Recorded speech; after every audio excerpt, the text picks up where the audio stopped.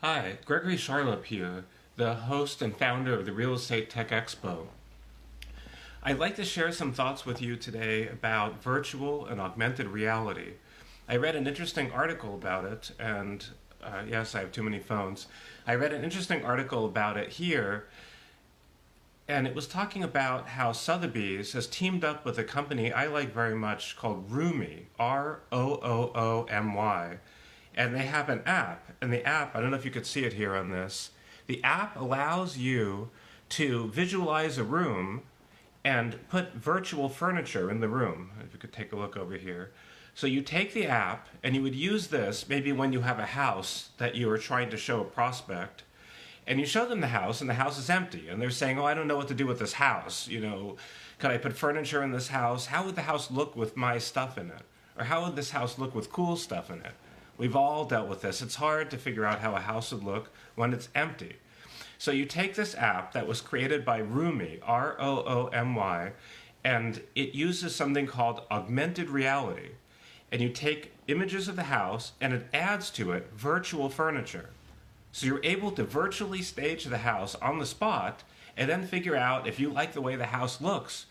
And that may help your clients decide whether or not it's worth buying a house, because it helps them visualize whether their stuff will fit in the house, it helps visualize proportions, it makes the whole process a lot easier for the clients to imagine themselves in the house. So, in my view, I think products like augmented reality really have a potential in real estate in the near term.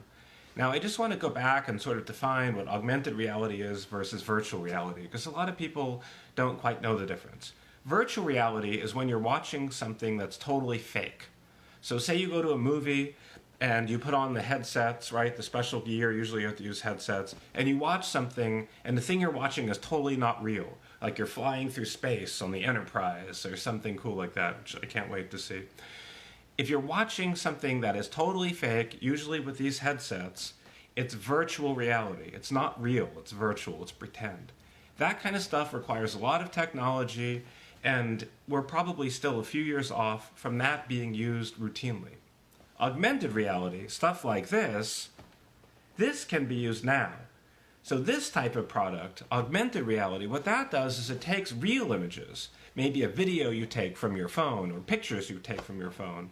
It takes real images and it superimposes stuff you want on top of it. So it could superimpose furniture, it could impose the price of furniture on things, it could make little bubbles that show up that tell you some information about the house. That technology is easily available now, and that kind of stuff, in my view, people should be using. So augmented reality, like the kind of stuff that RumiR makes, that allows you to visualize a house and makes your open house better, makes your house advertisements better, helps your clients visualize the house better. That stuff, thumbs up. Do that stuff now. It's worth it. I highly recommend it.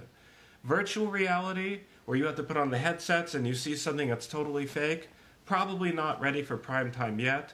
One exception maybe, if you have a lot of foreign buyers, it might allow them to visualize a home that they're not able to go by creating a 3D experience.